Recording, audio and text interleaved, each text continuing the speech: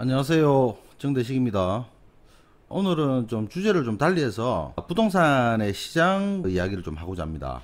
제가 최근에 그 코로나가 조금 잠잠해지면서 강의가 좀 많아가지고 영상을 좀 찍지 못하고 있습니다. 사실 대단히 좀 죄송스럽게 생각하고 있습니다. 근데 어제 부동산 시장의 비상징후가 감지되고 있어서 조금 조심스럽게 한번 예측을 해보려고 합니다. 최근에 그 부산 지역의 그 재개발 재건축 시장, 그리고 또 입지가 좋은 어떤 신축 아파트 위주로 최근 가격이 급등을 하고 있거든요. 어, 좀 달리 말해서 완전 불장입니다. 불장.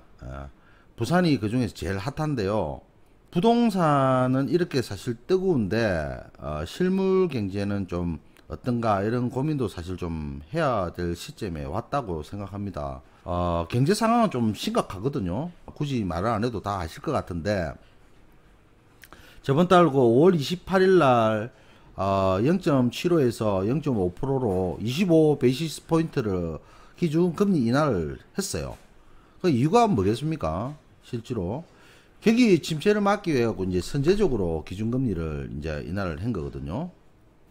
하반기에 한 번 더 그 금리는 인하하겠다는 그런 컨센서스가 사실 있어요. 그래서 사실 저금리가 계속 유지가 되면 거기에 따른 어떤 저금리 함정이라든지 거기에 따른 뭐 재앙 이런 내용도 좀 많이 나오고 있어요. 그래서 저도 이런 거는 따로 한번 영상 한번 찍겠습니다. 어쨌든 지금 저금리 시장이 계속 기조가 유지되다 보니까 이에 따른 유동성이 지금 1100조가 넘는다고 합니다. 저금리 기조가 계속 이렇게 유지되고 있고 유동성 확대가 되면서 서울 쪽은 그동안 좀 사실 조정을 좀 받았죠. 근데 이제 서울이나 수도권 비규제 지역에서 이제 아파트 가격이 턴하는 게 보입니다. 지금 금리를 인하를 하고 난 뒤에 이제 부동산 가격이 오르죠. 문제는 여기입니다. 정부 입장에서는 미칠 겁니다.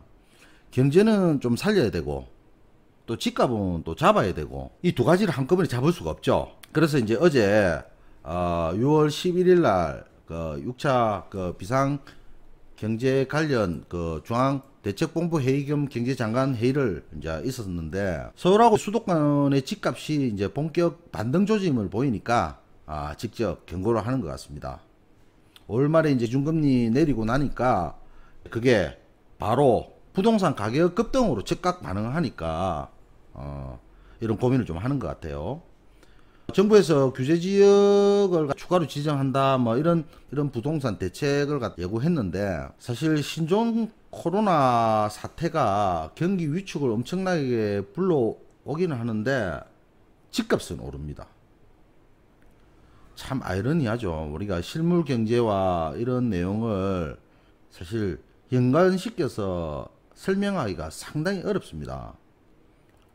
문재인 대통령이 올해 이제 신년사에 부동산 그 투기와의 전쟁에서 결코 지지 않을 거다라고 이래 언급했는데 최근 부동산 시장을 보면 참 비웃듯이 이렇게 상승 조짐을 보입니다.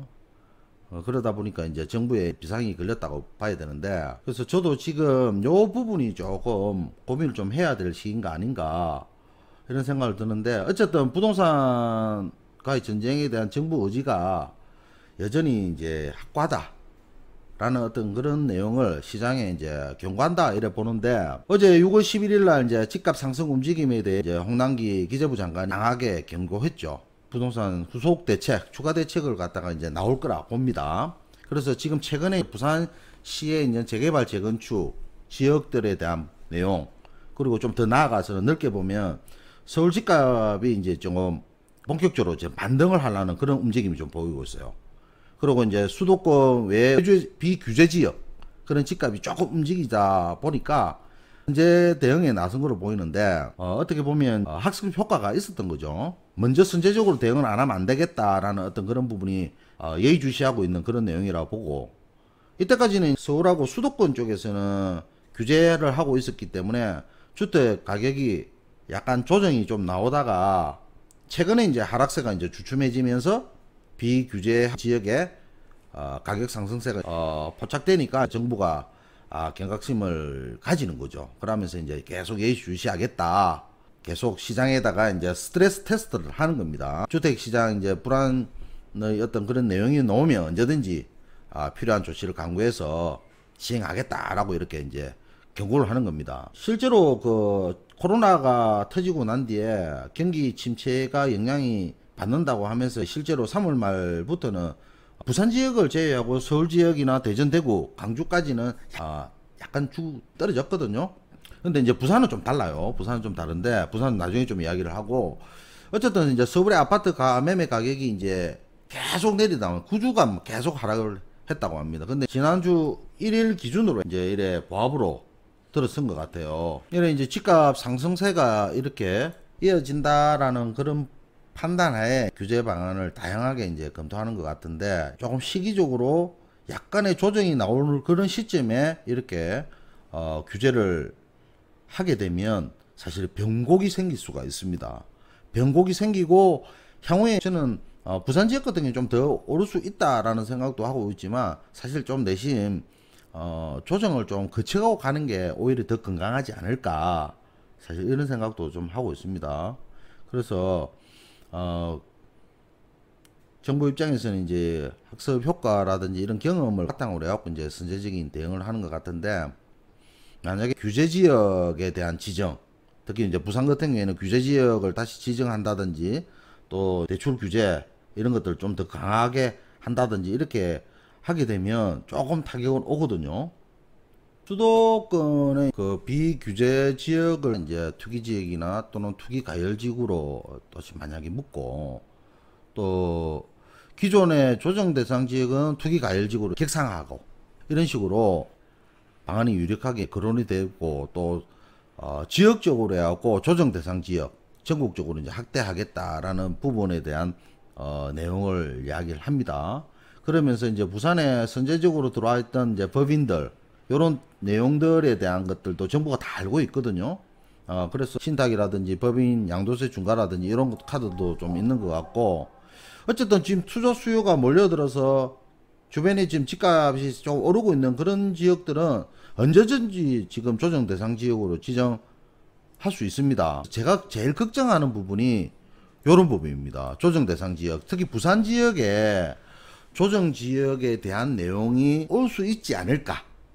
제가 걱정하는 게 이제 이 부분인데, 제가 볼 때는 부산도 지금 최근에 가격이 많이 오르면서 정량적인 지표는 이미 들어와 있습니다. 그래서 저도 강의하면서도 그런 이야기를 좀 많이 했는데, 그런 내용 때문에 만약에 조정 지역으로 묶일 수도 있다라는 부분으로, 요번에는 한다면 핀셋으로 한다고 했거든요.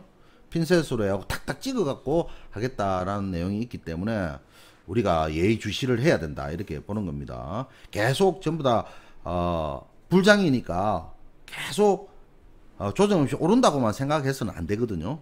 그래서 제가 한 번 정도는 경각심을 심어주는 차원에서 이렇게 이야기는 좀 드려야 되겠다는 생각이 좀 들고, 만약에 조정지역에 묶이게 되면 이런 내용입니다. 부동산 값 상승세가 또 만약에 붙게 되면 대출 규제를 하는 것도 있지만 자금 조달 계획서, 부산의 청약 조정 지정돼 버리면 3억 이내로 이래 줄어들어 버리기 때문에 타격이 많이 오거든요. 또 올해 8월 달부터는 지방강역시의 분양권 전매 제한, 요게 이제 구체적으로 나왔고, 향후에 나올 수 있는 여러 가지 내용들이 좀 많이 있습니다. 그래서 규제 지역을 추가로 지정을 하는 내용들이 나올 수 있는 대상이라고 보고, 또 이제 9억 원 이하 주택 대출 규제라든지 또 임대소득에 대한 내용들, 과세 내용들, 이런 것들도 한번 우리가 짚어 나가는 그런 시점에 왔다, 저는 이렇게 봅니다. 부동산 시장의 전망을 예측한다는 게 대단히 어렵습니다. 그리고 조심해야 되고요. 그렇지만 지금 시기적으로 계속 오를 수 있는 그런 상황들이 아닙니다. 코로나에 대한 어떤 경기 침체의 부분이 6월 달이 지나고 나면 이제 2분기가 끝나지 않습니까? 2, 4분기가 끝이 나고 나면 보통 기업의 실적들을 갖다 이제 7월 달에 7월 15일부터 반영이 되기 때문에, 그런 내용들이 정부의 어떤 그런 규제 정책과 만약에 같이 이렇게 맞물린다 그러면 큰 폭의 조정도 나올 수 있는 부분도 있을 수 있습니다. 그래서 항상 미래를 보고 미래 가치를 보는 것도 중요하지만 현재의 어떤 상황이라든지 이런 체크해야 될 포인트 이런 것도 한번 보는 것도 저는 좋다고 봅니다. 그래서 어렵지만 조심스럽게 한번 예측을 한번 해봤습니다. 도움이 되셨다면 구독 부탁드리고 다음에도 더욱 알찬 내용 좀 준비해서 찾아뵙도록 하겠습니다. 감사합니다.